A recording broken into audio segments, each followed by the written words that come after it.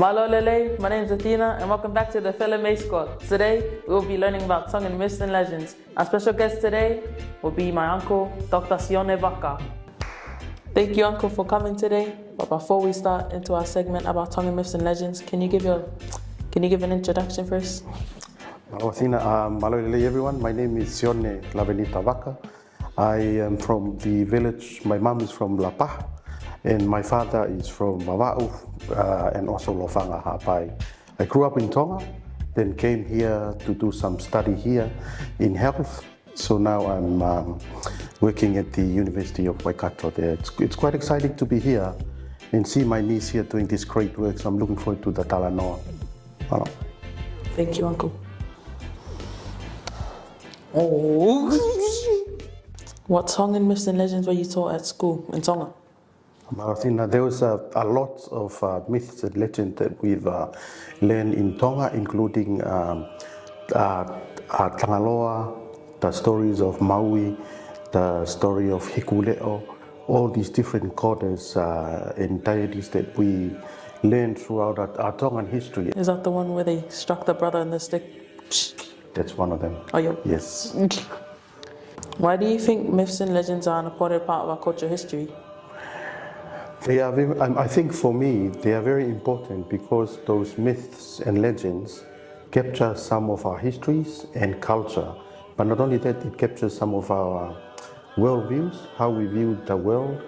So it's like some of those stories, it reflects about our hierarchical society. It talks about the duties that we're supposed to fulfill, our social obligations and things as well. And I think in terms of cultural identity, it sort of reminds me of who I am and my position in the society.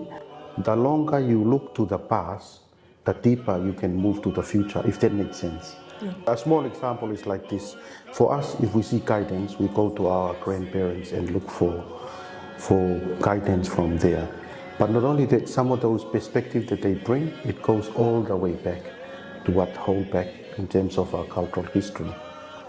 Make sense, or am I confusing you? No, it makes sense. Sounds good. Yo, sounds good. Do you have a favorite Tongan myth or legend? But why? Do you know kava, the one that we drink? It talks about a story of a young girl who had leprosy and was neglected in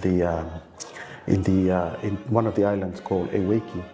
But why I like the story of the kava, it tells the story of a young woman, and not only that, it reflects the power of women in our society. But kava itself, although people treat it nowadays as something which is not really, I mean, there are a lot of discussion now, people drink it for social purposes, but for kava, it has two things that it signifies. It's our land. Kava also means our land, our whanua. It also means our identity of who we are as well. So if you go to the kava circle, you see these Tongan men that are drinking kava. Yep. They sit according to their rank. The one who sits at the top, they are the highest rank there, and it goes all the way down. So it reflects a whole lot of our social structure around there. That's why it is my favorite. Not only that, but we know in our Tongan society about the story of women. Women have the higher rank. Men have the authority, like women are the fahu, you know the fahu? Yo. Men are the ulumotua. So it all comes from the story of kava, but different stories. But that's why that story, it's my favorite now. But one of my many favorites. Why? Do you sit at the front? No, I'd like to sit at the front. The thing is, and that's quite important, is context. If you see now, I work at the university. If there's a kava at the university, I sit at the front. If there's a kava in my Tongan community, I sit at the back. Oh. So that's why it's good for us to know which context that we are in and what position that we would sit.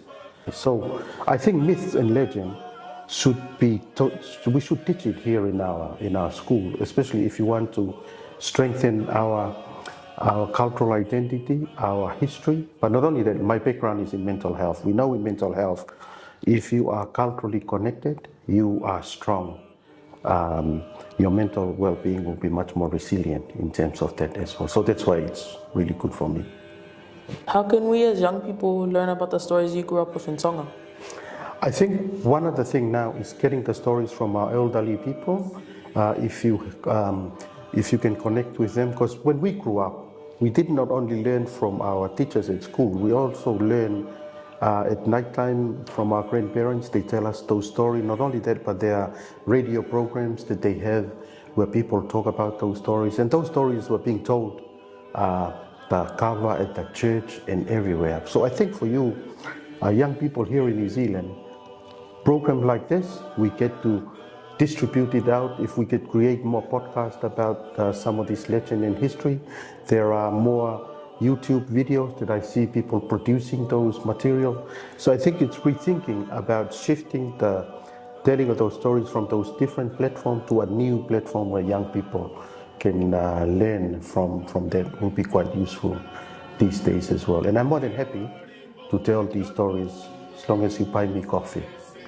Yeah? When I get my money from FELEMEI squad. Since it's Polyfest season, do you think Polyfest stages are a good platform for young people like me and my older brothers to share about Tongan myths and legends, or like any other cultural myths and legends? I think that's a fantastic platform. Since young people are already there, we don't have to call them to come to a new forum. Just to use those stages to talk about those history and legends and myths. It'll be quite good.